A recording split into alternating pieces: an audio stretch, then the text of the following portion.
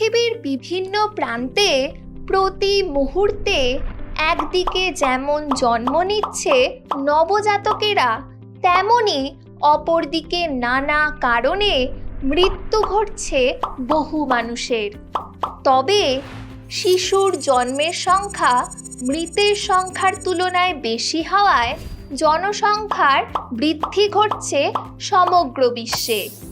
এর থেকেই বোঝা যায় কোনো অঞ্চলের জনসংখ্যার বৃদ্ধি নির্ভর করে সেই অঞ্চলের জন্মহার ও মৃত্যুহারের ওপর। কিন্তু পৃথিবীর সর্বত্র এই জন্মহার এবং মৃত্যুহার সমান নয়। তাই এই জন্মহার ও মৃত্যুহার পরিমাপের জন্য বিভিন্ন পদ্ধতি অবলম্বন করা হয়। ধরো, কোনো নির্দিষ্ট একটি অঞ্চলের মোট জনসংখ্যা 4000 জন। এবার যদি একটি নির্দিষ্ট বছরে মোট 80 জন জীবিত শিশু জন্মগ্রহণ করে, তাহলে ওই নির্দিষ্ট বছরে ওই স্থানের স্থূল জন্মহার বা ক্রুড বার্থ রেট হবে 1000 জনসংখ্যায় 20 জন। তবে এই পদ্ধতিতে খুব সহজে এবং কম সময়ে ছোট কোনো অঞ্চলের সীমিত সংখ্যক পরিসংখ্যানের ভিত্তিতে জন্মহার নির্ণয় করা খুবই সহজ হয়। কিন্তু এর থেকে কোনো একটি দেশের অথবা বিভিন্ন দেশের বিভিন্ন অঞ্চলের এবং ভিন্ন ভিন্ন বয়স গোষ্ঠীর সাপেক্ষে জন্মহারের পার্থক্যের কারণ ব্যাখ্যা করা যায় না। এই কারণেই অন্যান্য পদ্ধতিতেও জন্মহার পরিমাপের প্রয়োজন হয়। যেমন ধরা যাক, কোনো একটি রাজ্যে নির্দিষ্ট কোনো বছরে 15 থেকে 49 বছর বয়সী নারীদের সংখ্যা 20,000 জন। যদি ওই বছরে মোট 16,000 জীবিত শিশু ওই স্থানে জন্মগ্রহণ করে, তাহলে সাধারণ প্রজনন হার বা জেনারেল ফার্টিলিটি রেট হবে প্রতি 1000-এ 800 জন। এবার যদি কোনো অঞ্চলের 15 থেকে 49 বছর বয়সী নারীর সংখ্যা 10,000 হয় এবং তারা গড়ে 5 জন শিশুর জন্ম দিয়ে থাকেন, তাহলে ওই স্থানের মোট প্রজনন হার বা টোটাল ফার্টিলিটি রেট হবে 0.5 প্রতি 1000 জনসংখ্যার সাপেক্ষে। এবার ভেবে দেখো, আমরা 15 থেকে 49 বছর বয়সী সকল নারীকেই গণনার অন্তর্ভুক্ত করছি, কিন্তু এই পরিসরের সকল নারী কি সন্তানের জন্ম দিতে সক্ষম?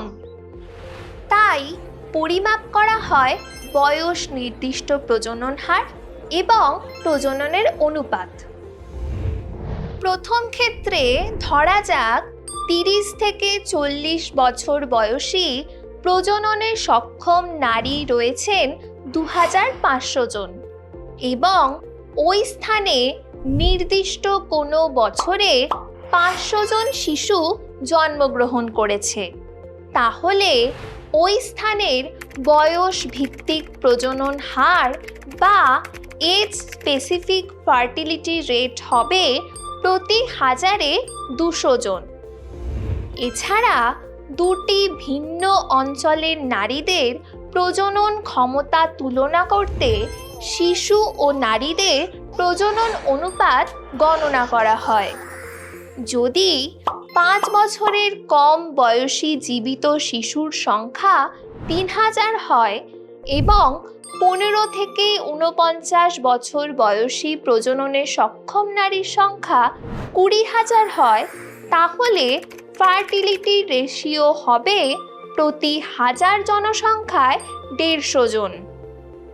যেহেতু নারীদের সংখ্যার ভিত্তিতে শিশুর সংখ্যা গণনা করা হয়, তাই একে চাইল্ড ওম্যান রেশিও বলা হয়।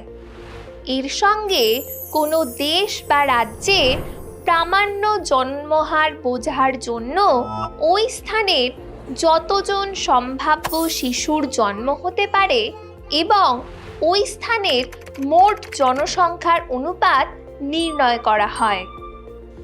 এই সকল পদ্ধতিতে জন্মহার পরিমাপ করে দেখা যায় দারিদ্র্য, বহুবিবাহ, বাল্যবিবাহ, পুত্র সন্তানের আকাঙ্ক্ষা ইত্যাদি কারণে পৃথিবীর বিভিন্ন অনুন্নত দেশগুলিতে জন্মহার অনেক বেশি। এদের মধ্যে আফ্রিকা মহাদেশের অন্তর্গত নাইজেরে জন্মহার দেখা যায় প্রতি 1000-এ 45 জন, যা পৃথিবীর সকল দেশের মধ্যে সর্বোচ্চ। অপরদিকে উন্নত জীবনযাত্রা, নারী শিক্ষার প্রসার, চিকিৎসা ব্যবস্থার উন্নতি, ছোট পরিবারের প্রতি আগ্রহ ইত্যাদি কারণে পৃথিবীর উন্নত দেশগুলিতে নিম্ন জন্মহার লক্ষ্য করা যায়, যার মধ্যে হংকংয়ের জন্মহার সবচেয়ে কম।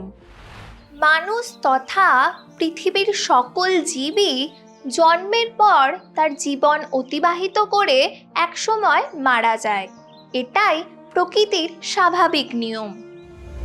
কিন্তু পারিপার্শ্বিক পরিবেশ, খাদ্যের যোগান, চিকিৎসা ব্যবস্থার তারতম্যের কারণে পৃথিবীর বিভিন্ন দেশে মৃতের সংখ্যা এবং আয়ুষ্কালের তফাৎ দেখা যায়। তাই প্রয়োজন হয় মৃত্যুহার পরিমাপের। জন্মহার পরিমাপের মতোই মৃত্যুহার পরিমাপেরও বেশ কিছু পদ্ধতি রয়েছে।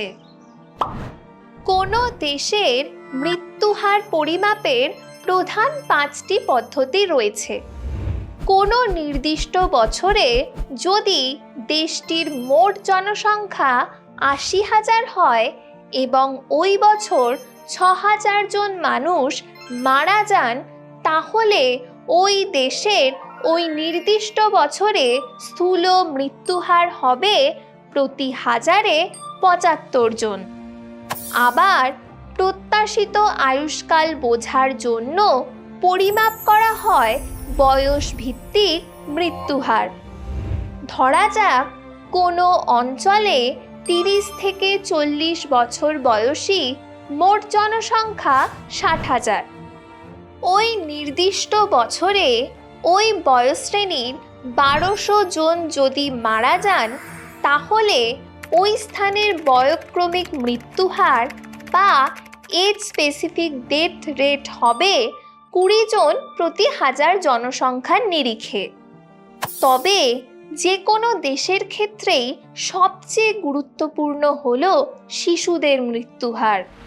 এক্ষেত্রে প্রয়োজন হয় 5 বছর বয়সী মোট জীবিত শিশুর সংখ্যা এবং 5 বছরের কম বয়সী শিশু মৃত্যুর সংখ্যা। যদি কোনো স্থানের 5 বছরের মোট জীবিত শিশুর সংখ্যা হয় 20,000 এবং 5 বছরের কম বয়সে মারা গেছে এমন শিশুর সংখ্যা হয় 6,000 জন, তাহলে ওই স্থানের শিশু মৃত্যুহার বা চাইল্ড মর্টালিটি রেট হবে প্রতি 1000-এ 300 জন। তবে কোনো দেশের সার্বিক অবস্থার ছবি তুলে ধরে সদ্যজাত শিশুদের মৃত্যুহার। এর জন্য প্রয়োজন 1 বছরের কম বয়সী জীবিত ও মৃত শিশুর সংখ্যা। যদি কোনো স্থানের 1 বছরের কম বয়সী জীবিত শিশু 10,000 জন হয় এবং 400 জন শিশু ওই নির্দিষ্ট বছরে মারা যায়, তাহলে ইনফ্যান্ট মর্টালিটি রেট বা সদ্যজাত শিশু মৃত্যুর হার হবে প্রতি 1000-এ 40 জন। আরও ভালোভাবে গণনা করার উদ্দেশ্যে এটিকে দুভাবে পরিমাপ করা হয়। প্রথমটি জন্মের পর থেকে 4 সপ্তাহ বয়সী শিশুদের সাপেক্ষে এবং দ্বিতীয়টি জন্মের 4 সপ্তাহ থেকে 1 বছর বয়সী শিশুদের সাপেক্ষে। মানুষের মৃত্যু হয় বিভিন্ন কারণে, যেমন রোগ ব্যাধি, দুর্ঘটনা বা দীর্ঘকালীন অপুষ্টিতে। তাই কোনো দেশের 1,00,000 জনসংখ্যার সাপেক্ষে নির্দিষ্ট কারণভিত্তিক মৃত্যুহার নির্ণয় করা হয়।